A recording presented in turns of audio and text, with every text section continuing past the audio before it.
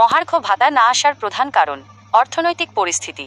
বিশ্বব্যাংকের বাংলাদেশ কার্যালয়ের সাবেক প্রধান অর্থনীতিবিদ জাহিদ হোসেনের মতে, বর্তমানে মহার্ঘ ভাতা দেওয়ার পক্ষে কোনো অর্থনৈতিক যুক্তি নেই। কারণ সরকারি কর্মচারীরা তুলনামূলকভাবে ভালো বেতন পান। অন্যদের প্রতি ন্যায্যতা। এই সময়ে শুধু সরকারি কর্মচারীদের মহার্ঘ ভাতা দিলে অন্যদের প্রতি অবিচার করা হবে। সার্বিকভাবে সরকারের এই ধরনের সিদ্ধান্ত না নেওয়াই যুক্তিযুক্ত।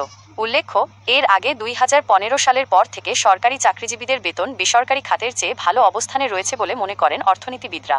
যদি সরকার ভবিষ্যতে মহার্ঘ ভাতা প্রদানের সিদ্ধান্ত নেয়, তবে তা সাধারণত মুদ্রাস্ফীতির হার এবং সরকারি কর্মচারীদের জীবনযাত্রার ব্যয় বৃদ্ধির ওপর ভিত্তি করে নির্ধারণ করা হবে। কর্মকর্তা কর্মচারীদের মহার্ঘ ভাতা কবে নাগাদ দেওয়া হবে সে বিষয়ে কোনো সুনির্দিষ্ট সরকারি ঘোষণা নেই। তবে বিভিন্ন সূত্রে ও গণমাধ্যমে কিছু সম্ভাব্য তারিখ এবং তথ্য উঠে আসছে। কিছু ইউটিউব চ্যানেলের তথ্য অনুযায়ী আগামী জুনের মধ্যে মহার্ঘ ভাতার চূড়ান্ত ঘোষণা আসতে পারে। 1 জুলাই 2025 থেকে ইনক্রিমেন্টের সাথে 25% মহার্ঘ ভাতা কার্যকর হতে পারে। আবার কোনো চ্যানেলে 15 এপ্রিল 2025 থেকে 25% হারে মহার্ঘ ভাতা প্রজ্ঞাপন জারির সম্ভাবনাও বলা হচ্ছে।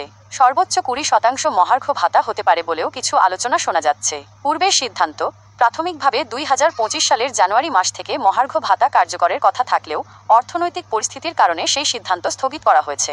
উল্লেখ্য, এই তথ্যগুলো বিভিন্ন সূত্র থেকে পাওয়া, কোনো সরকারি নিশ্চিত খবর নয়। মহার্ঘ ভাতা সংক্রান্ত যে কোনো সরকারি ঘোষণার জন্য আপনাকে অবশ্যই নির্ভরযোগ্য সরকারি ওয়েবসাইট ও কর্তৃপক্ষের ঘোষণার দিকে নজর রাখতে হবে। বর্তমান অর্থনৈতিক প্রেক্ষাপটে সরকার কখন মহার্ঘ ভাতা প্রদানের সিদ্ধান্ত নেবে তা বলা কঠিন। এটি মূলত মুদ্রাস্ফীতির হার এবং সরকারি কর্মচারীদের জীবনযাত্রার ব্যয় বৃদ্ধির ওপর নির্ভর করে। সরকারি কর্মচারীদের মহার্ঘ ভাতার ডিয়ারনেস অ্যালাওয়ান্স ডিএ দাবিতে বর্তমানে কোনো সুসংগঠিত ও দেশব্যাপী বৃহৎ আকারের আন্দোলন কর্মসূচি চলমান নেই। তবে বিভিন্ন সময়ে বিভিন্ন সরকারি কর্মচারী সংগঠন বিচ্ছিন্নভাবে দাবি উত্থাপন, স্মারকলিপি পেশ, মানববন্ধন এর মতো কর্মসূচি পালন করে থাকে। সামাজিক মাধ্যম এবং বিভিন্ন ফোরামেও মহার্ঘ ভাতার প্রয়োজনীয়তা নিয়ে আলোচনা ও দাবি জানানো অব্যাহত রয়েছে। অতীতে মহার্ঘ ভাতার দাবিতে কিছু ছোটখাটো আন্দোলন দেখা গেলেও বর্তমানে কোনো সমন্বিত ও ব্যাপকভিত্তিক আন্দোলন কর্মসূচি অনুপস্থিত থাকার কয়েকটি কারণ হতে পারে। সরকারের নীরবতা।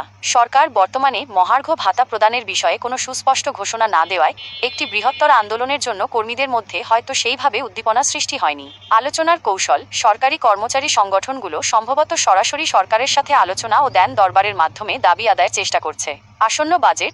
সরকারি কর্মচারীরা হয়তো আগামী বাজেট ঘোষণার জন্য অপেক্ষা করছেন, যেখানে মহার্ঘ ভাতা নিয়ে কোনো ইতিবাচক ঘোষণা আসতে পারে। প্রণোদনা।